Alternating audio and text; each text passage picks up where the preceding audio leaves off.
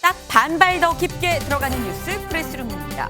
수도권 아파트 중 약 3%에 해당하는 7만 8천 가구의 매매값이 2년 전 전세값보다 떨어졌다고 합니다.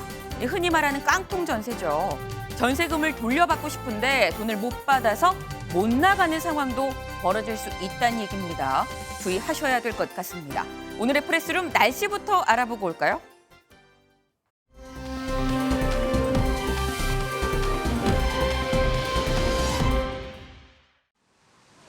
때이른 가을 추위가 무척이나 매섭습니다. 가을 햇살이 드러나면서 낮 기온 빠르게 오르고 있긴 하지만 곳곳으로 찬바람이 불어들며 낮 동안에도 서늘함이 감도는데요. 오늘은 종일 따뜻한 옷차림 해주셔야겠습니다.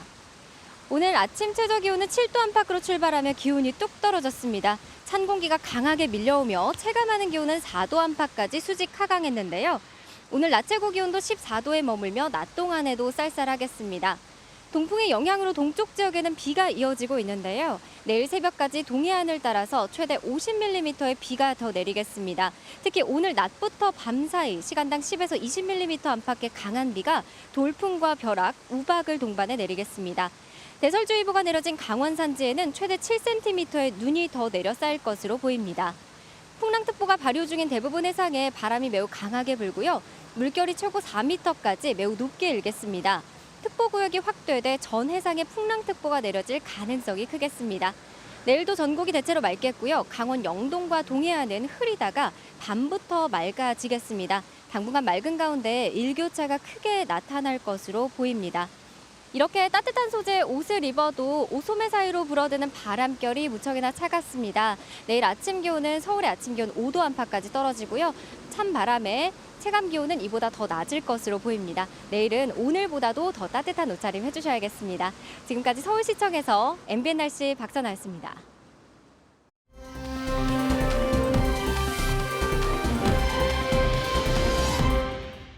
다음은 오후 3시 지금 이 시각 가장 핫한 소식을 전해드리는 뉴스리 시간입니다. 오늘은 어떤 소식이 핫한지 직접 만나보시죠. 오늘 새벽 북한 상선 척이 서해 북방계선 NLL을 침범해 우리 측 경고 사격을 받은 뒤에야 물러나는 사건이 발생했습니다. 합동참모본부는 오늘 오전 3시 42분쯤 서해 백령도 인근 해상에서 북한 상선 한 척이 NLL을 침범해 경고 통신과 경고 사격 조치를 취했고 북한군은 남측이 해상 군사분계선을 침범했다고 주장하면서 방사포 10발을 대응 발사했습니다. 군은 이번 사건을 단순 월선이 아닌 침범으로 판단, 이 명백한 9.19 군사합의 위반이라며 구체적인 경위를 분석 중입니다. 중국 시진핑 주석의 전임자 후진타오 전 주석이 공산당 대회 도중에 갑자기 퇴장해 논란입니다. 시진핑 주석의 3연임이 확정이 화두인 이번 중국 공산당 대회 폐회식 중 나가길 주저하는 후 전 주석을 수행원들이 부축해 데리고 나가는 모습이 공개된 건데요. 중국 관영 매체인 신화통신은 후진타오가 건강상의 이유로 퇴장했다고 밝혔지만 후 전 주석이 수행원들에게 팔을 잡힌 채 이끌려 나간 만큼 퇴장을 당한 거란 해석도 나옵니다.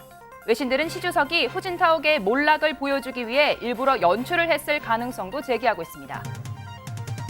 우리 시각으로 오늘 새벽 0시쯤 승객과 승무원 170여 명을 태우고 우리나라에서 필리핀 세부로 향하던 대한항공 여객기가 착륙 도중 활주로를 벗어나는 사고가 발생했습니다. 강한 비바람 속 긴급 착륙을 시도하는 과정에서 기체가 많이 파손됐는데요. 다행히 현재까지 인명피해는 없는 것으로 전해지고 있습니다. 자세한 소식 잠시 뒤 전해드립니다.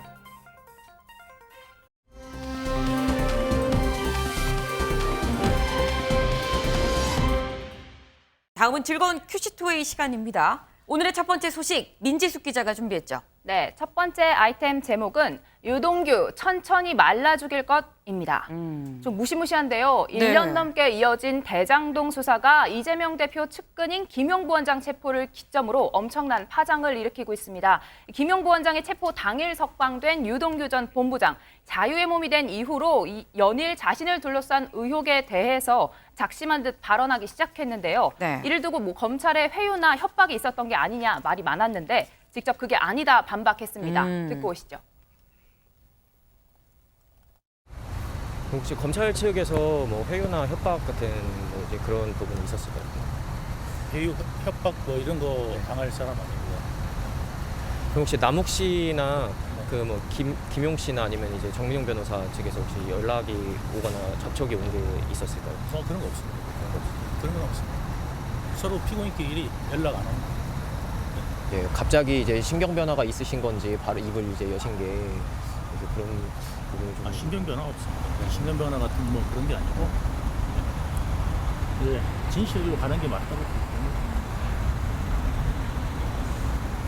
내가 지은 죄만큼 만약에 있으면 받고 남이 지은 거면 내가 그거는 가져갈 수는 없는 거고 그냥 그만큼 하려고 그냥 가치 없는 거에 너무 제가 몰두한 것 같습니다. 정치나 뭐 이런 관련해서 이제 절대 연관 안 되었으면 좋겠습니다. 네, 저희 MBN의 단독 인터뷰 영상 보고 오셨는데요. 유동규 전 본부장 MBN과 인터뷰에서는 이재명 대표의 신복인 정진상 실장에 대한 언급은 없었습니다. 하지만 알려진 바로는 유동규 씨가 검찰 조사 과정에서 네. 2013년도에 강남 유흥주점에서 정진상과 김용 등을 접대했다. 네. 또 유동규 본인의 원룸 및 압색을 당했을 때 휴대전화를 버린 것 역시 네. 정진상의 지시였다. 이렇게 진술한 것으로 알려지고 있습니다. 네, 검찰은 유동규 씨의 이런 진술을 바탕으로 이재명 대표의 최측근인 정진상 실장에 대한 수사 본격화하고 있는데요. 최근 성남FC 후원금 의혹 관련해 정 실장에 대한 출국 금지 조치 이루어졌다는 소식 조금 전에 전해졌습니다. 그렇군요. 지금 유동규 전 본부장의 이 얘기에 등장하는 사람이 지금 민치숙 기자가 얘기한 것 중에는 지금 2명이 있습니다. 정진상, 김용. 그럼 이 두 사람은 뭐라고 합니까? 네, 일단 정진상 실장은 이전에 이런 의혹들 다 사실무근이라는 입장 밝혔습니다. 또 오늘은 구속된 김용 부원장도 변호인을 통해 입장을 밝혔는데요. 네. 8억 수수는 전혀 사실이 아니다며 혐의를 전면 부인했습니다. 이 같은 내용은 민주당 최고위에서 박찬대 최고위원의 입으로 전해졌는데 김용 부원장은 검찰은 진술 외엔 어떤 증거도 없다며 당당하게 진실을 밝히겠다 이렇게 전했다고 합니다. 일단 당사자인 김용, 정진상 이 두 사람은 아니다, 사실 무근이다라고 얘기를 하고 있습니다. 그런데 어쨌든 지금 검찰의 칼끝이 향하는 건 김용, 정진상보다는 결국 이재명 대표 아니냐라는 얘기가 나오고 있는 거 아니에요? 맞습니다. 이 폭탄 발언 이어가고 있는 유 전 본부장 한 네. 언론과 인터뷰에서는 이재명 대표의 실명 직접 언급했습니다. 이재명 대표에게 돈을 줬는데 써놓고도 아는 척하지 않는다. 이재명 대선 캠프로 흘러갔는데 이런 사실을 모를 리 없을 것이다. 이렇게 네. 밝혔습니다. 유동규 본부장 이 재판 과정에서 21일 이재명 대표 기자회견도 봤다면서 언급을 했는데 네. 그 내용에 사탕 한 개도 받지 않았다. 네. 이런 내용이 있었는데 굉장히 재밌더라. 자기가 보기엔 돈을 줬는데 그렇게 네. 이야기하는 게 재밌더라라면서 의미심장한 발언도 이어갔습니다. 돈을 받은 적 없다는 부인에 대해 돈을 요구해 받았을 땐 언제고 만난 적도 없다 하면 내가 유령을 만났느냐 이렇게 반박하면서 검찰이 다 이야기할 거다 이렇게 예고하기도 했는데요. 네. 이재명 대표의 신복인 정진상 실장, 김용 부원장과 적어도 100번은 술을 먹었다 이렇게 언급하면서 이런 네. 술 접대가 실제 있었던 내용도 검찰이 정황 증거를 확보한 것으로 알려졌습니다. 네. 지금 이 유동규 전 본부장의 얘기를 들어보면 구체적으로 내가 이재명 대표한테 어떻게 했다라고 얘기는 안 하고 있습니다. 오히려 그래서 더 약간 무시무시한 느낌이 들기도 합니다. 사탕 하나도 안 받았다는데 말이 내가 만난 건 유령이냐 이런 얘기까지 하고요. 이도훈 위원님. 네네. 이게 지금 어쨌거나 가정입니다. 이 유동규 전 본부장의 얘기만 다 믿을 수는 없어요. 하지만 이게 만약에 사실이라고 한다면 이게 이재명 대표의 정치 생명에 너무 큰 타격인 거거든요. 그렇죠. 도덕적, 정치적, 그리고 또 법적으로도 네. 큰 타격을 입을 수 있죠. 그리고 네. 이미 그 유동규 본부장이 이제 많은 말을 하지 않았습니다만 벌써 정치적, 도덕적으로는 타격을 입지 않습니까? 근데 법적으로는 더 문제인데 예를 들어서 그동안 한 번도 불거지지 않았던 지금 대선 정치 자금 얘기가 유동규 네. 본부장의 입을 통해서 나왔고 구체적으로 그 김용 그 부원장에게 돈이 전달됐다는 그런 루트까지 정확하게 얘기를 했기 때문에 네. 이 수사가 시작됐고 더 하나 큰 문제는 대선 자금 말고도 기존에 수사하던 대장동, 백현동 관련해서도 사실은 이재명 성남시장이 성남시 도시개발공사 그 기획본부장인 나에게 예를 들어서 초과이익 환수제에 대해서 이렇게 지시를 했었다. 백현동 사업에서 성남 도시개발공사가 손을 뗀 것은 이재명 시장에 이러이러한 지시가 있었다. 만약에 그런 진술이 나온다면은 그건 대장동, 백현동 사업과 관련해서도 큰 타격을 입고 법적으로는 배임죄로 의율될 수 있는 굉장히 중대한 위기라고 생각합니다. 네, 지금 단순히 뭐 대선 자금 이 자체만으로도 사실 굉장히 큰 의혹이고 혐의일 수 있는데 이거 말고 만약에 또 다른 사안에 대해서 입을 열었다고 한다면 이게 또 어떤 후폭풍으로 더 크게 번질지 모른다라는 말씀을 지금 주셨습니다. 그런데 이 시점에서 궁금한 건 민지숙 기자. 아니 왜 유동규 전 본부장이 그동안은 가만히 있다가 갑자기 이렇게 폭탄 선언을 하고 있느냐라는 점입니다. 네, 유동규 전 본부장 마음이 바뀐 이유 사람들이 네. 많이 궁금해하는데요. 본부장 수감되어 있는 동안에 명상을 즐겼다 이런 약간 황당한 이야기도 하긴 했는데 네. 뭐그 기간 동안 심경의 변화가 있을 만한 뭔가 정보들이 들어왔다, 생각의 변화가 있었다 설명을 한 건데 네. 취재진과의 대화에서도 뭐 인생에서 중요한 게 무엇인지 이제야 깨달았다 뭐 이런 언급을 했는데 심경의 변화 전환 멘트 듣고 오시겠습니다. 양파가 아무리 껍질이 많아도 까다 보면은 속이 나오지 않겠습니까? 네. 그거를 저는 바라실 거라고 생각해요. 모든 분들이. 그래야 이거는 정리가 될 것 같아요. 그래서 지금 벌써 이게 몇 년째입니까? 여야 혹은 그런 어떤 정치 바람 이런 거 저에 전혀 이제 연관치 않습니다. 잘못한 사람이 있으면 대가를 치르면 되고 제가 좀 밀어내가지고 않을까도 생각했는데 그거는 오히려 더 다른 속임을 만드는 것 같습니다. 부당한 아니면 혹시 부정한 금전을 요구한 게 네. 김용 부원장이 말고도 계시. 내가 말을 못하잖아요. 그러니까 그거는 검찰이나 법원에서 판단할 일이지. 그냥 저는 그냥 있는 그대로. 다 말씀하시고 오신 거죠? 아니 앞으로 그렇게 하려고 생각하고 있습니다. 그냥 있는 그대로. 정치 싸움에 더 이상 휘말리고 싶지가 않습니다. 네, 유동규 전 본부장 위례 신도시 비리 혐의로 추가 기소된 지난달부터 마음이 바뀌었다 이런 이야기도 전해지고 있는데요. 네. 조금 전 들어온 소식으로는 유동규 씨 변호인 향후 입장 전달이 필요할 때는 기자단 간사를 통해 풀하겠다 이렇게 적극적으로 언론에 대응하겠다는 뜻을 예고했습니다. 네, 그런가 하면 이 대표가 이 고 김문기 전 이 성남도시개발공사 개발사업 1처장 이 모른다고 주장한 것도 크게 영향을 미쳤다는 설명입니다. 이 지난 대선 과정에서 시장 재직 때는 모르고 있었다. 네. 100% 부하 직원에 대해서는 알고 있지 못했다라는 취지의 발언을 했었던 것 관련해서인데요. 네. 이 해외 출장 중으로 셋이서 골프도 치고 이 카트까지 같이 타고 다녔다면서 정면으로 반박에 나선 모습입니다. 유 전 본부장의 이 같은 발언이 이 대표가 김 전 처장을 몰랐다는 이 허위 사실을 공표한 혐의로 기소된 이 공직선거법 위반을 뒷받침하는 핵심 진술이 될 것이라며 이 대표를 향해 직격탄을 날린 것이다라는 분석도 함께 나오고 있는 중입니다. 이어서 이제 천천히 이제 급하게 가지 않고 천천히 가겠다며 네. 추가 폭로를 시사하겠다는 발언 역시 쏟아내기도 했습니다. 김준일 대표님. 예. 지금 유동규 전 본부장이 약간 복수의 화신으로 좀 돌아온 듯한 그런 느낌입니다. 아니 지금 뭐 기자들이 뭐 이런저런 가능성을 좀 얘기하긴 했는데 왜 변한 걸까요, 유동규 전 본부장? 일단 뭐 아까 전에 언급을 했지만은 네.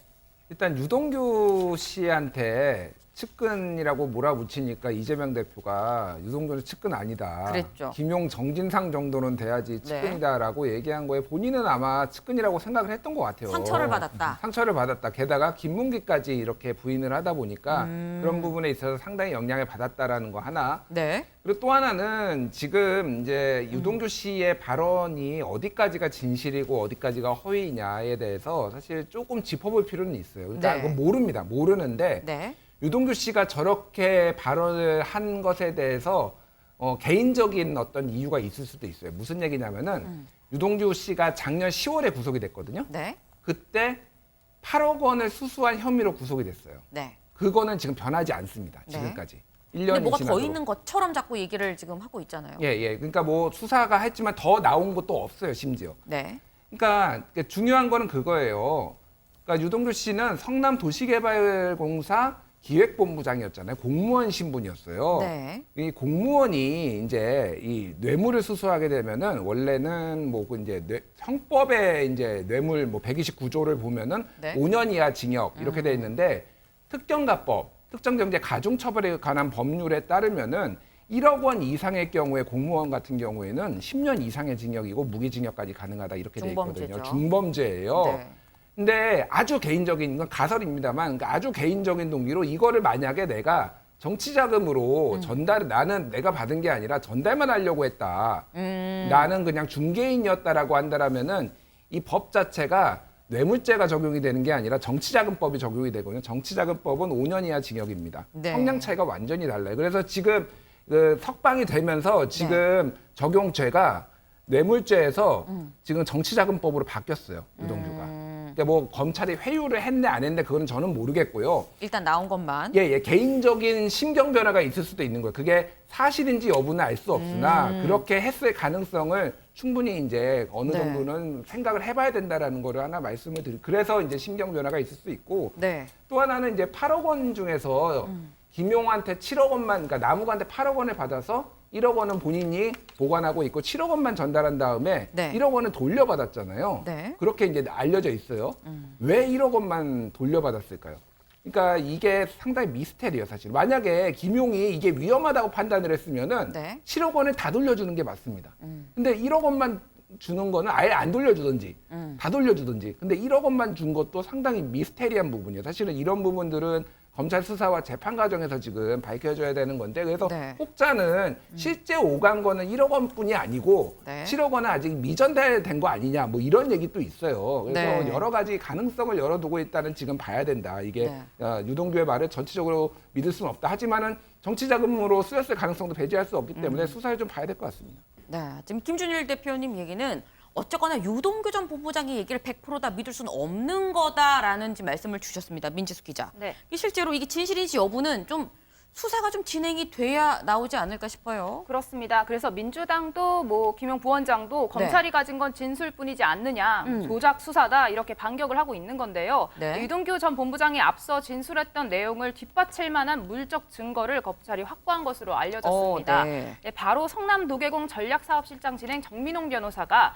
남욱 변호사 측으로부터 돈을 받았다고 지목한 그 날짜에 실제 남욱 변호사 측 인물이 정민홍 변호사가 살고 있는 아파트에 드나든 출입 기록 그리고 네. CCTV 영상을 검찰이 확보했다고 합니다.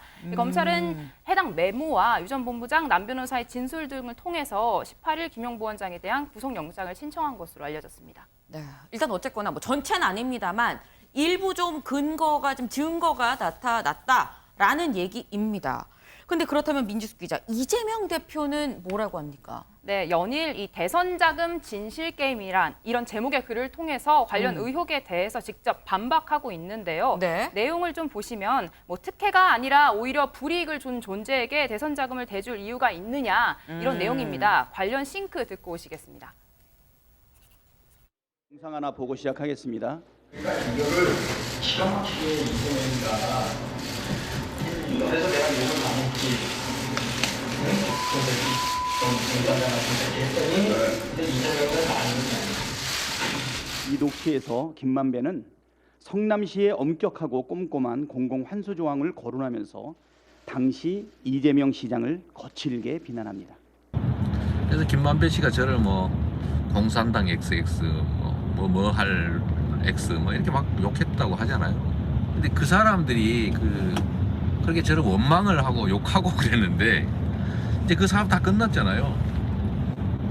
근데 저한테 왜 돈을 줍니까? 그 미워했던 사람을?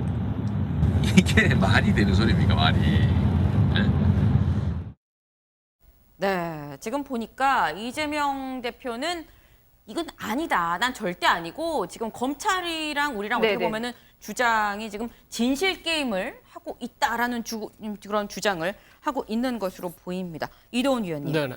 지금 이재명 대표는 진실 게임이라고 얘기를 하면서 대선 자금 의혹 이건 아니다. 강하게 지금 부인을 하고 있는 상황입니다. 근데 대선 자금 의혹 자체가 굉장히 오랜만에 좀 나온 게 아닌가 싶어요. 이회창 당시엔 총재였었죠. 그때 이후에 처음 아닌가요? 그게 이제 2002년 때 노무현 후보, 이회창 후보가 붙었던 선거인데 당시 한나라당이 그 정치 자금을 승용차에 넣어서 아예 전달했다 그래서 이른바 이제 차떼기 정당 그랬었죠. 오명까지 받았고 네. 그 사건으로 인해서 이 시스템으로 안 되겠다 그래서 차라리 그러면 그 정치인들은 돈 받지 마라. 정부에서 선거 자금은 대주겠다. 해서 이제 그 선거공영제가 실시가 됐고 네. 이번 선거에서도 그 각 정당별로 대선 자금이 한 500억 정도. 네. 그다음에 또 대선 때 그 정당 운영 자금도 한 400억 정도 해서 굉장히 많은 돈이 갔습니다. 네. 그럼에도 불구하고 또 그거와 별도로 불법적인 부정한 대선 자금을 받았다. 이건 굉장히 중요한 그 사건이고 현재 그 선거 시스템 자체를 흔드는 사건이에요. 그래서 이 사건이 만약에 그 유동규 씨의 주장대로 사실이라면은 네. 굉장히 파장이 큰데 지금 아까 유동규 씨 기자회견에서 우리 그 언론인 기자들이 그 묻지 않습니까? 김용 씨 말고도 돈 준 사람 있죠? 이렇게 하니까 유동규 씨가 그거는 제가 여기서 말할 수 없죠. 검찰 법원에서 얘기하겠다. 그러니까 있다는 취지로 얘기하는 거잖아요. 그래서 이 수사 결과에 따라서 현재 또 선거 시스템이 또 크게 변화할 수 있는 이게 대형 사건이 될 그 가능성을 내포하고 있는 겁니다. 이게 지금 얼마나 더 커질지 좀 봐야 된다. 이 검찰 수사를 좀 주시를 해야 된다라는 얘기를 해주신 것 같습니다.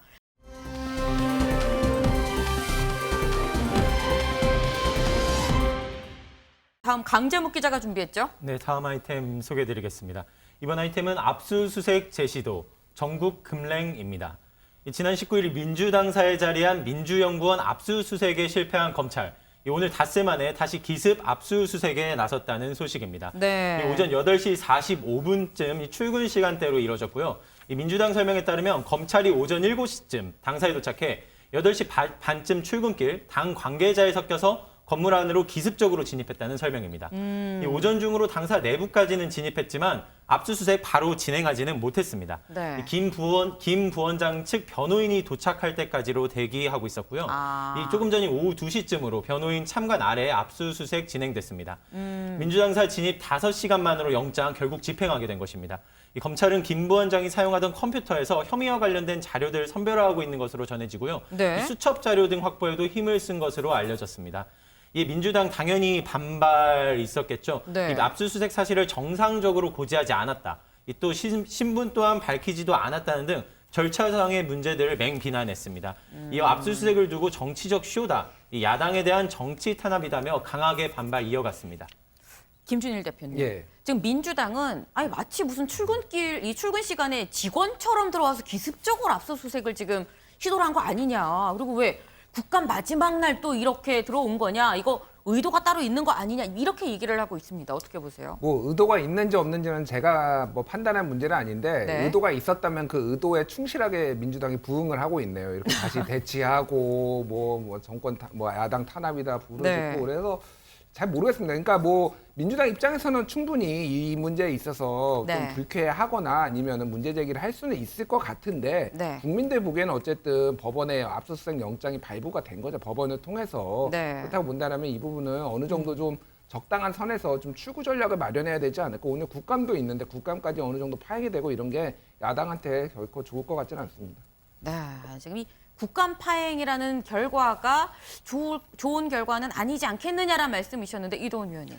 약간 뭐 오해 소지가 있었던 것 같은데 사실은 이 영장은 지난 19일 날 발부됐고 네. 일주일 시한이 있어요. 그래서 네. 주말을 지났지 않습니까? 이제 시간이 없어요. 오늘 안에 해야 되지 않겠습니까? 그리고 지난번에 이미 그 본인 소개도 하고 영장도 제시했고 잠입해서 간 게 아니라 사무실에 가서 변호인을 입회를 요청했고 네. 변호인이 와서 협의해서 한 2시 정도부터 시작이 되는 겁니다. 그리고 왜 국정 감사 마지막 날 시정 연설 전날 하느냐 하는데 그거는 검찰이 아니라 민주당에서 정한 거예요. 왜냐하면 검찰은 19일 날 하려고 하지 않았습니까? 그거를 미뤄서 오늘로 하게 만든 게 민주당 아닙니까? 그러니까 저런 정치적 주당보다는 정당한 그 공무 집행을 하도록 해야 되고 지금이라도 하게 한 거는 뭐 민주당이 잘 선택한 것 같습니다.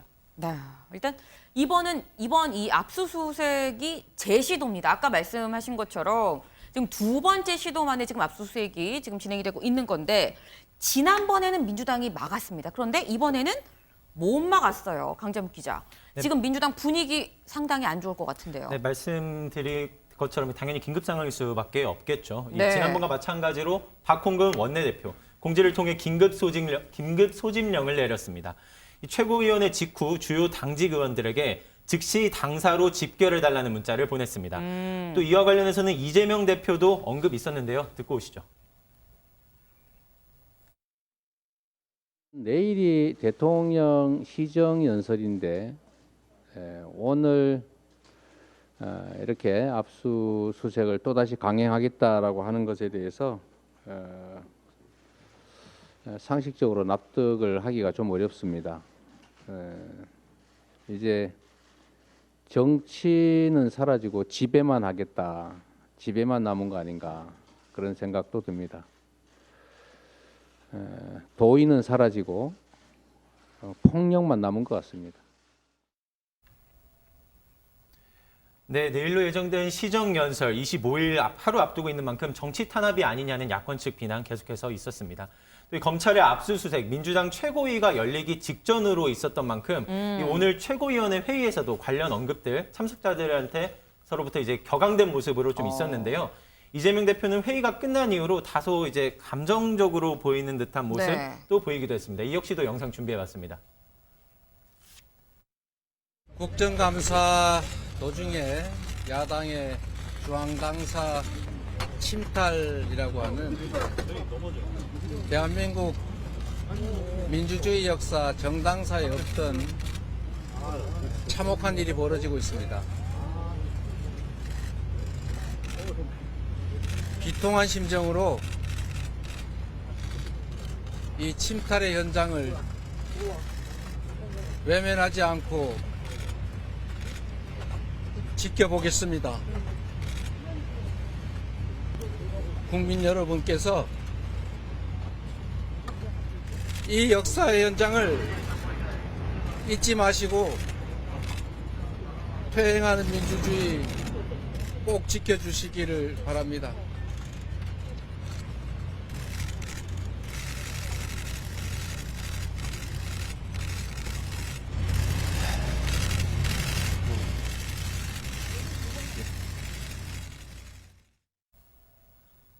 네, 지금 영상 직접 보시기도 했지만 네. 이 말 중간중간을 좀 멈추는 듯한 느낌도 있고요. 또 네. 다소 주관적인 판단의 영역이긴 하지만 목소리를 좀 떠는 듯한 느낌도 네. 영상에서 직접 좀 확인해 보실 수 있었습니다. 네, 민주당 지도부 오전 최고위 이후에 11시 반에는 용산 대통령실을 찾아 기자회견을 했습니다. 네. 민주당 의원 80여 명이 참석한 것으로 알려졌는데 네. 이재명 대표는 참석하지 않은 것으로 전해졌습니다. 현장 보고 오시겠습니다. 당사 침탈! 대통령은 사과하라! 우선 이 모든 것의 진두지휘는 윤석열 대통령과 대통령실이라고 저희는 확신합니다. 국정감사를 방해하고 여야 협치를 파괴하고 민생을 내팽개친 채 오로지 낮은 지지율 만회에만 해당이 된 윤석열 대통령 반성하십시오. 대통령실 반성하십시오. 네, 지금 민주당 직접 이 용산 대통령실 앞에서 지금 강하게 지금 규탄, 기자회견을 하는 지금 그런 모습까지 보고 오셨습니다. 지금 민주당 이거 정치 보복이다라고 얘기를 하고 있습니다만 어쨌거나 1차적으로 지금 날을 세우는 건 결국 검찰이거든요. 근데 민지숙 기자, 또 마치 한동훈 법무장관이 오늘 또 한마디를 했습니다. 네, 오늘 이 법사위 출석을 위해 국회를 찾은 한동훈 장관 직접 이야기를 했는데 야당의 특검 요구와 이런 압수수색 관련된 논란, 입장을 묻는 질문에 직접 답을 했습니다. 듣고 오시죠. 직접 수사를 받고 있는 당사자가 마치 쇼핑하듯이 자기 입맛대로 수사기관을 선택할 수 있는 나라는 제가 알기로는 적어도 민주법치국가 중에는 없습니다. 강하게 반발하고 있어서 오늘도 대치가 예상되는데 이에 대해서 입장을 주십시오. 법원이 발부한 영장을 집행하는 것은 재량이 아니라 의무입니다. 근거 없는 음모론을 제기하는 것은 정치의 영역이지만 법원이 발부한 영장을 힘으로 막고 물건 던지는 것은 범죄의 영역입니다. 네, 한동훈 장관, 민주당이 시정연설 하루 앞두고 윤석열 대통령에게 대국민 사과를 요구하는 것에 대해서는 정당한 범죄를 수사하는 쪽이 아니라 비호하는 쪽이 오히려 사과해야 되는 것 아니냐 이렇게 반문을 하기도 했습니다. 네, 지금 상황이 민주당과 검찰도 그렇고요, 여야도 그렇고 지금 강대강 대치 상황이 아닌가 지금 그런 상황입니다. 그런데 지금 보니까 민주당이 뭐 당사이 집결하라고도 하고 하는 거 보니까 그 오늘 국정감사는 어떻게 되는 거예요? 네, 오늘 민주당 장 외에서 아주 바빴는데요. 네. 정작 오전 내내 국정감사 파행이 됐습니다. 하지만 잠시 뒤에는 정상화될 것으로 보이는데 네. 왜냐하면 오전 중에 긴급회의를 열어 불참 의사를 밝혔던 민주당이 네. 오후 2시 좀 전에 의총을 열어서 국감 복귀를 결정했기 때문인데요. 네. 하지만 상황을 보면 복귀에 조금 시간이 걸리는지 2시 반, 지금 3시가 넘어서도 이어지지 않고 있는 상황입니다. 네. 네, 국민의힘 쪽은 뭐 민주당이 들어오지 않더라도 단독으로 국감을 진행하겠다 이런 입장 밝혔는데 이 때문에 오전에 뭐 행황의 경우에는 단독으로 이미 개의가 됐습니다. 현장 보고 오시겠습니다. 1시간 15분 넘게 기다렸고 또 기다려줬습니다. 기다려줬고 감사를 실시하였습니다. 기관으로부터 책임 있는 답변을 듣고 국정감사 지각하고 거리 배회하고 학생이요 학교에 자꾸 지각하면 퇴학당하는 수가 있습니다. 네, 조금 전 들어온 소식으로는 오후 2시 40분에 법사위는 재개가 됐었다고 합니다. 네. 하지만 민주당 의원들이 뭐 정치 수사 중단하라 이런 피켓을 계속 들고 시위를 하면서 네. 정작 이번에는 국힘 의원들이 대부분 퇴장해서 파행을 빚었다고 합니다.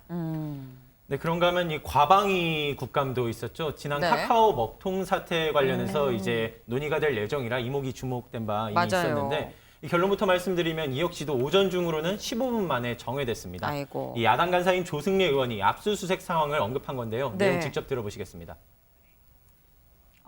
지금 그 긴급하게 요청을 좀 드리겠습니다. 당내 좀 이러저런 좀 논의할 급하게 상황이 생겨서 정회를 좀 요청을 하겠습니다. 우리 국감은 정시에 정상적으로 출발해야 됩니다. 그걸 통해서 정회를 한다든지 이런 있을 수 없다 이런 말씀을 드리고 싶습니다. 양당 간사 간에 오후에 일정도 좀 협의할 겸 잠깐 정회를 하도록 하겠습니다. 네, 당초 김범수 카카오 의장과 이해진 네이버 GIO 등 증인 출석으로 앞서 저희도 자세하게 설명드린 바 있었습니다. 네. 이번 국감 중단 사태로 이 먹통 사태 관련 진척도 뭐 불투명해서 좋다 이런 관측도 오전 중에는 있었는데요. 네. 이 조금 전 소식에 따르면 다행히 오후 국감은 예정대로 진행되고 있습니다. 이 김범수 의장 그리고 또 이해진 GIO 등 출석해 이번 먹통 사태 관련해서 국민들에게 진심 어린 사과를 표한다. 증인 출석해서 이제 답변하고 있는 것으로 지금 전해졌고요. 네. 또 이와 그 과방위 관련해서 좀 다른 내용도 하나만 좀 더해서 말씀드리면은 네. 이 증인으로 채택됐었던 이 최태원 SK 회장이 국감 중 모습을 보이지 않아서 이 네. 내용으로 또 주목을 받기도 했습니다. 이 지난 21일인데요. 일본 포럼 참석, 또 2030 부산 엑스포 유치전 등 이유로 불출석 사유서를 제출한 바 있습니다. 이에 정청래 과방위원장이 강한 불쾌감 드러내기도 했었습니다. 이 한마디로 해서 이유 같지 않은 이유다. 이 국회 출석 요구를 다시 요구할 것이라고 표현했고요. 또 계속해서 불출석할 경우에는 고발이나 이 동행명령 같은 이제 강제 조치 역시 고려하겠다는 입장을 분명히 하기도 했습니다. 네, 김준일 대표님. 예.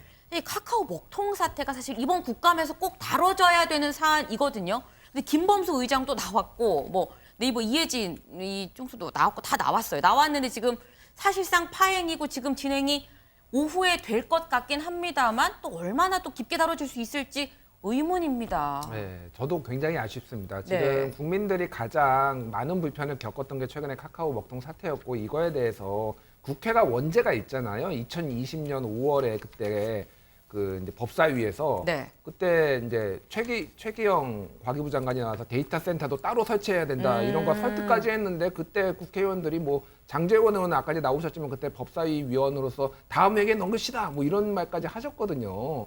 그래서 이런 것들이 국회가 좀 책임 있는 모습을 보여야 되는데 참 뭐 민주당에도 책임이 있고 뭐 국민의힘에도 책임이 있지만은 지금은 민주당이 좀 더 책임감을 많이 느껴야 되지 않을까 그렇게 생각이 됩니다. 네, 참 지금 국감이 곳곳에 파행이고 이제 오후부터 과연 잘 제대로 진행이 될 수 있을 것인가 이게 지금 이 주목이 되고 있는 상황입니다.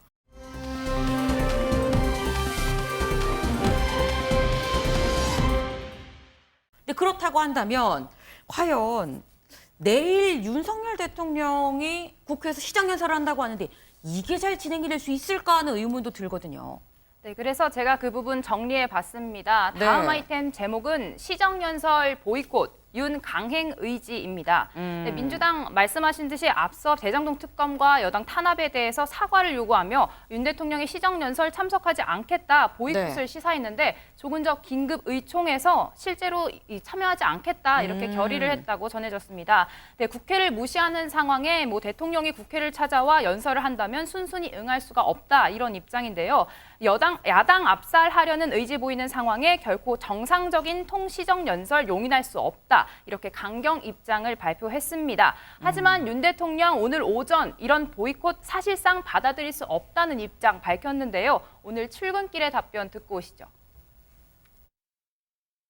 그래서 우리 헌정사에 헌법이 보장하고 있는 대통령의 국회 출석 발언권과 또 국회법에서 예산안이 제출되면 정부의 시정연설을 듣도록 되어 있는 국회법의 규정, 그리고 여야 합의로 25일로 일정이 정해졌는데 거기에 무슨 추가 조건을 붙인다는 것을 제가 기억하기로는 우리 헌정사에서 제가 들어보지 못한 것 같습니다. 네, 지금 보면 윤석열 대통령은 야당이 지금 보이콧을 하겠다고 얘기를 하지만 어쨌거나 내일 시정연설 강행하겠다라는 지금 의지를 보이고 있는 것으로 보입니다. 이도훈 위원님. 네네. 근데 지금 너무 강대강 대치라서 내일 좀 물리적인 충돌이 일어나진 않을까 하는 우려까지 들거든요. 아유, 물리적 충돌은 있을 수 없고 네. 만약에 물리적 충돌이 일어난다면 그 모든 책임은 민주당이 질 수밖에 없어요. 그리고 민주당이 지금 내일 아침에 네. 최종 결정을 한다니까 저는 다시. 현명한 판단을 하리라고 생각합니다. 그래도 내년 600조가 넘는 예산, 그다음 우리 국민의 민생이 담긴 예산 아닙니까? 네. 같이 들어야죠. 그리고 그 대통령도 아까 뭐 잠깐 언급을 했는데 네. 헌법 81조, 이게 대통령의 국회 발언권을 보장하고 있고 국회법 8조, 대통령이 그 본회의 소집도 요구할 수 있습니다. 그 권리는 지켜줘야죠. 그래서 내일 아침에 현명한 결정을 해서 어쨌든 여야가 같이 그 연설도 듣고 지난 5월 16일 날 윤석열 대통령이 당선된 뒤에 처음으로 그때는 이제 추가 경정 예산은 아니었습니다만 네. 시정 연설을 하고 야당 의석 쪽으로 가서 일일이 악수를 했고 또 야당 의원들도 다 정중하게 응했습니다. 네. 그런 모습을 우리 국민들이 보고 싶어 하는 거죠. 당장에는 뭐 이재명 대표 수사 등 때문에 갈등이 해소는 안 되겠지만 네. 그래도 또 저런 공식적인 자리에서는 대통령과 야당 의원들이 악수를 하면서 그래도 국정을 우리가 함께 하고는 있다. 이런 거는 국민들한테 보여줘야 되지 않겠습니까? 지금 대통령과 야당 의원들이 악수하는 모습을 지금 말씀을 주셨는데 글쎄요, 그게 현실적으로 과연 내일 있을 수 있을까 하는 지금 그런 생각이 듭니다. 지금 약간 협치라는 말이 좀 사치스럽게 들릴 만큼 너무너무 전국이 정말 급냉, 경색이 된 지금 그런 상황인데 그래서인 건지 모르겠습니다만 대통령실이 지금 새로운 로고를 공개를 했습니다. 근데 이 로고 공개를 두고도 좀 이런저런 말들이 굉장히 많이 나와요, 민지숙 기자. 맞습니다. 대통령실 기존 청와대 로고를 대신할 새로운 CI를 공개했습니다. 네. 화면으로 보여드리면 이 로고 이미지에는 뭐 봉황이 감싸고 있는 청사를 감싸고 있는 이미지로 되어 있습니다. 네. 하지만 이 모양이 검찰의 로고를 연상시킨다는 지적이 나와 논란이 되고 있는데요. 이 공을 쏘아 올린 건 민주당 정청래 의원입니다. 네. SNS에 새로운 대통령실 로고를 보니 검찰을 품은 형국이다. 대한민국은 검찰공화국이다라는 걸 생각하고 만들었냐 이렇게 문제 제기를 했고 네. 여기에 민주당 김남국 의원도 공세를 더했습니다. 검사가 만들었나 하는 생각을 하게 될 정도다. 이걸 만드는데 1억 원의 예산을 썼다는 사실이 차라리 거짓말이었으면 좋겠다 이렇게 비판했습니다. 네, 논란이 이어지자 대통령실도 즉각 반박에 나섰습니다. 오늘 오전 대변인실. 이 봉황이 감싸고 있는 건물은 용산 대통령실의 모습을 있는 그대로 형상화한 것이다라고 입장을 냈습니다. 이 어떤 특정 건물 같은 거를 의도한 게 아니라는 입장을 분명히 했고요. 네. 이 용산 대통령실 사진과 CI를 비교해보면 쉽게 알 수 있을 거다. 이런 설명 이어갔습니다. 이 검찰 CI와 유사하다는 주장, 이 로고와 유사하다는 주장, 네. 이 용산 시대의 개막을 폄훼하려는 억지 주장에 불과하다며 이 기자단에게 직접 로고와 함께 저희 청사 전경 사진을 함께 첨부해서 이제 직접적으로 보내주기도 했습니다. 지금 대통령실은 억지 주장이다라고 지금 얘기를 하고 있습니다. 근데 대통령실이 보니까 지금 이번 사안뿐만이 아니라 뭔가 이런저런 뭐 반박, 이런 공격이랄까요? 이런 거에 좀 대응을 하려던 건지 사이다를 만들었다고 합니다. 민지숙 기자. 네. 사이다가 뭐예요? 네, 사이다 발언으로 아실 수 있는데 네. 사이다 줄임말입니다. 사실은 이렇습니다의 줄임말이라고 합니다. 네. 이 포털 사이트에 대통령실을 검색하면 홈페이지에 사이다라는 사실적인 코너가 새로 만들어졌습니다. 저건가 봐요. 맞습니다. 이 대통령실이 나서 가짜 뉴스에 적극 대응하겠다 네. 이런 의지를 보여주기 위해 만든 새로운 게시판인데요. 네. 올라와 있는 질문들을 살펴보시면 윤석열 대통령 최근 원외 당협위원장 오찬 자리에서 주사파 발언했던 것, 이거 관련해 본 뜻이 무엇이었다 이런 걸 해명을 한 내용도 있었고 대통령실 집기 구매에 10억 원이 들었다 이런 거에 대해서도 직접 반박하는 내용, 해명의 답변을 달아두었습니다. 그렇군요. 사실 얼마나 또 정치권이 얼마나 이 갈등으로 뜨거우면 오죽하면 팩트 확인 이 코너까지 만들었겠느냐라는 생각이 들기도 합니다. 이 정치권이 쏘아올린 이 갈등의 불씨 이 주말 동안 광장으로까지 번졌죠. 이 주말 동안 보수단체, 진보단체 모두 대규모 집회를 열었는데요. 그 모습 영상으로 같이 보고 오시죠.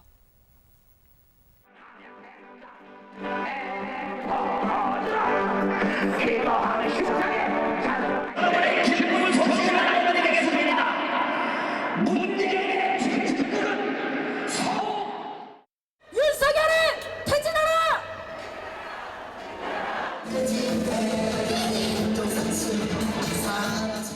지금 윤석열 정부는 정의와 자유를 얘기하고 있습니다. 그러나 그것을 믿을 국민은 아무도 없습니다. 네, 지금 이 지난 주말 동안 있었던 대규모 보수와 진보 양쪽의 집회를 좀 보고 왔는데 강재묵 기자. 근데 김용민 민주당 의원이 참석을 했나 봐요. 네, 그렇습니다. 이날 윤 대통령 퇴진 집회는 김용민 의원뿐 아니라 네. 황운하, 안민석, 양이원영 등 더불어민주당 의원 역시 다수 참석한 것으로 알려졌습니다. 특히 이전에도 그 집회, 퇴진 집회에 직접 올라서 목소리를 냈던 김용민 의원 관련돼서는 사례는 저희도 소개해드린 바가 있었죠. 네. 이번에도 직접 연단에 올라 이 무도한 윤석열 정부와 검찰 독재를 막아내야 한다고 직접 언급했습니다. 이 김 의원 집회에 이어 오늘은 라디오 인터뷰를 통해 윤 대통령이 정치적 책임을 지고 자진 사퇴하는 것이 가장 현명한 것이라는 발언을 하게 됐는데요. 이 내용 듣고 오시겠습니다.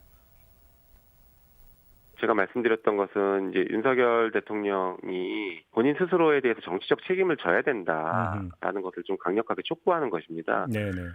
오로지 이제 법적인 책임을 공방을 가져가서 모면하겠다라는 방식들. 근데 이게 비단 하나의 사례가 아니라 거의 모든 사례에서 그렇게 흘러갈 것이다라는 게 국민들이 가지고 있는 불만과 걱정이거든요. 예. 가장 선명한 것은 자진이 사퇴하는 것이고요. 사퇴요.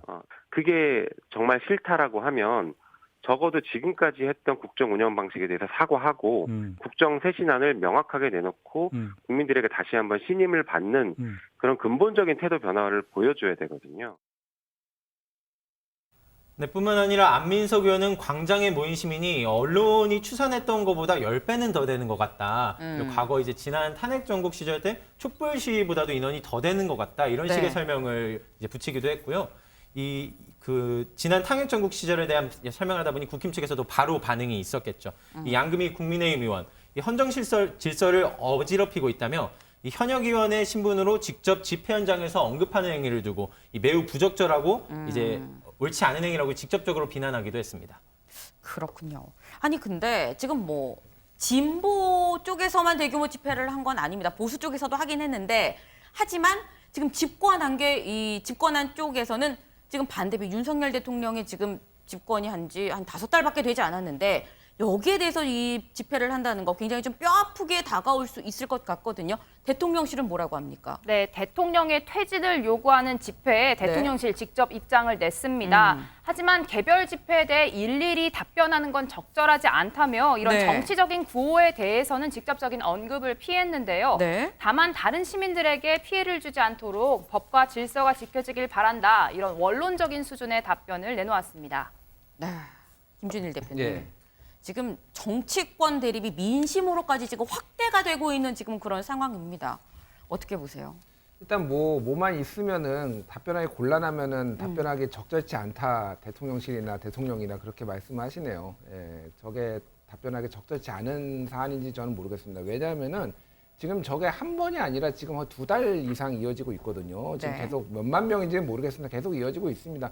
예전에 이명박 정부 때 기억하시지 모르겠지만 광우병 파동이 벌어졌을 때 어쨌든 이명박 대통령이 그런 사안에 대해서 직접 나서가지고 수습을 네. 하고 뭐 사과를 한다든지 이런 식으로 했는데 지금은 결국은 양 진영의 새결집 이런 식으로 된다라면 이게 5년 내내 계속된다라고 생각을 해보면은 참 개인적으로 끔찍합니다. 누구의 잘잘못을 떠나서 정치는 실종되고 계속 싸운다고 본다라면은 사실은 이 부분은 권력을 가진 사람이 가장 해법을 가지고 있거든요. 어떤 해법을 가지고 계신지 개인적으로 굉장히 궁금하고요. 그런 상황에서 맨날 종북 주사파 얘기하시고 이런 것들이 오히려 진영 결집을 더 가속화하고 굉장히 파행으로 이끄는 건데 개인적으로 굉장히 유감입니다. 좀 대통령이 통 크게 좀 정치를 하셨으면 좋겠습니다. 네, 지금 김준일 대표님은 권력을 가진 쪽에서 좀 풀어야 되는 게 아니겠느냐라는 이 의견을 좀 주셨습니다. 근데 지금 뭐 아까 말씀에도 있습니다만 하지만 이게 뭐 한쪽의 문제는 아니죠. 지금 양쪽 다 손바닥도 마주쳐야 소리가 나는 겁니다. 그러다 보니까 지금 여론조사가 하나 나왔는데 이 여론조사를 좀 보게 되면 윤석열 대통령의 국정 지지도 지금 1%포인트, 전주 대비 1%포인트 정도 이 떨어진 것으로 나옵니다. 그런데 또 민주당도 보면 같이 떨어졌어요. 민주당의 이 지지도를 보면 전주 대비 또 5%포인트가 지금 떨어졌습니다. 양쪽이 다 지금 민심에서 외면받고 있는 상황이 아닌가 싶은데 위원님 어떻게 보십니까? 지금 이제 윤석열 대통령으로 보면은 조금은 이제 지지율 반등에 이제 기반은 다지고 있어요. 가장 네. 중요한 게 이제 여당 내의 그 갈등을 이준석 대표의 거취가 어쨌든 정해졌기 때문에 정리가 됐고 또 보수 세력 그 일부에서는 왜 정권이 바뀌었는데도 이재명 대표나 문재인 대통령 관련된 수사가 제대로 안 되냐 불만이 많았는데 네. 그 수사도 지금 진행이 되고 있지 않습니까? 그러나 그거는 어떤 하나의 지지율 상승의 필요 조건은 될 수 있지만 충분 조건은 안 되는 거죠. 지지율이 상승하려면 민생에서 성과를 내야 되는 겁니다. 네. 그래서 지금 대통령도 민생에 대해서 많은 생각을 하고 있고 예를 들어서 27일 날 비상 민생 경제 대책 회의를 생중계 한다는 거 아닙니까? 네. 그런 노력을 하고 있으니까 민생에 대해서 얼마나 그 대통령과 대통령실 그다음에 내각이 애쓰는지를 그 생중계를 통해서 본다면은 지지 움직일 수 있고 야당은 만약에 지금 대통령과 그 여당의 지지율이 그렇게 떨어진다면 반사이익을 충분히 얻을 수도 있는데 왜 못 얻을까? 지금 오히려 이재명 대표가 더 큰 사법 리스크에 지금 연루돼 있지 않습니까? 그래서 지금 어쨌든 공식 대표니까 이재명 대표를 정치적으로 보호하려는 뜻은 이해를 합니다만 이제 어느 정도 한계점 가까이 온 것 같고 그 민주당에서도 이제는 이제 플랜 B를 생각해야 될 때라고 생각합니다. 네, 지금 여도야도 지금 중요한 건 민생이다. 민생을 신경 써야 된다라는 말씀을 좀 주셨습니다.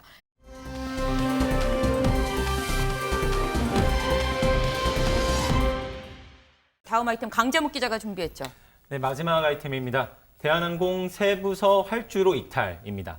어제 저녁 필리핀 세부를 향하던 대한항공 여객기가 착륙하는 과정에서 이 기체가 파손되는 일이 벌어졌습니다. 네. 이 대한항공 KE631편인데요. 이 필리핀 세부공항으로 비정상 착륙을 하는 과정에서였습니다.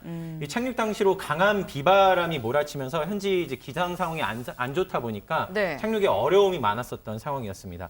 저녁 7시 20분쯤으로 인천공항을 출발했고요. 네. 이 당초로는 11시쯤으로 현지 세부 막탄공항에 이제 도착할 예정이었는데 네. 이 악천후로 인해서 이제 3번의 착륙 시도가 있었지만 네. 이제 계속 실패하다가 3번째 만에 이제 약 1시간 가량 늦게 공항에 착륙했는데 이 과정에서 이제 속도를 늦추기가 어려웠고 이제 기상 상황 때문에 빗물 같은 등의 이유가 있었다 보니까 활주로 이탈하면서 숲으로 이제 멈춰선 것으로 파악됐습니다. 그랬군요. 당시 상황을 설명하고 있는 이제 대한항공 측 관계자 설명이 있는데요. 직접 들어보시겠습니다.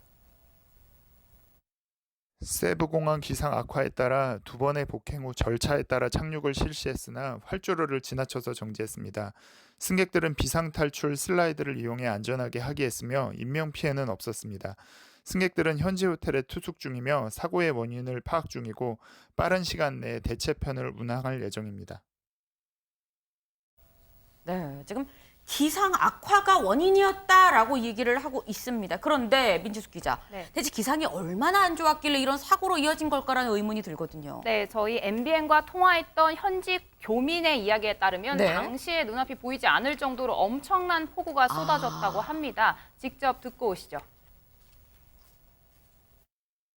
와이퍼를 제일 강하게 작동을 해도 앞이 안 보일 정도였고요. 네. 그냥 도로는 여기 좀 침수가 잘 돼요. 예. 필리핀이. 예. 침수 잘 되는데 순식간에 뭐 도로 곳곳이 침수가 될 정도로 비가 급 많이 쏟아졌어요. 좀 비... 근데 세부는 예. 이 날씨가 너무 잦아가지고요. 특별한 경우는 아니에요. 여기 사는 사람들한테는. 네, 하지만 이런 악천 후에도 조종사와 기장들 자신의 자리에서 최선을 다했다고 전해집니다. 그 덕분인지 다행히 인명 피해는 없었지만 사고 네. 여객기에 타고 있던 한 탑승객이 당시 아찔했던 상황을 전했습니다. 태교 여행을 위해 세부를 향하던 아이고. 김모 씨, 네. 비상 착륙 예정이라는 안내 방송이 나오자 네. 사람들이 비명을 지르고 흐느끼기 시작했고 네. 곧이어 매캐한 연기도 나서 마치 재난 영화 같았다라고 이야기했습니다. 그럼에도 기장과 부기장 크루분들이 마지막까지 승객 안전을 위해 뛰어다녀서 무사할 수 있었다며 감사한 마음 꼭 전해달라고 덧붙였습니다. 지금의 이 사고가 오늘 이 새벽 0시쯤입니다. 근데 지금 한참 지금 시간이 흘렀는데 근데 그렇다고 하면 뭐 공식 사과, 대한항공 공식 사과 기자회견 없었어요? 네, 뭐 아직까지로 이제 별도 기자회견 등이 전해지고 있는 내용은 없습니다. 네. 오늘 오전 6시쯤으로 이 SNS를 통한 이 사과문만 좀 SNS로요? SNS를 통해서 있었습니다. 이 우기용 대한항공 사장 이 인명 피해는 없는 것으로 확인됐지만 탑승객과 가족들에게 심려를 끼쳐 죄송하다는 입장 밝혔습니다.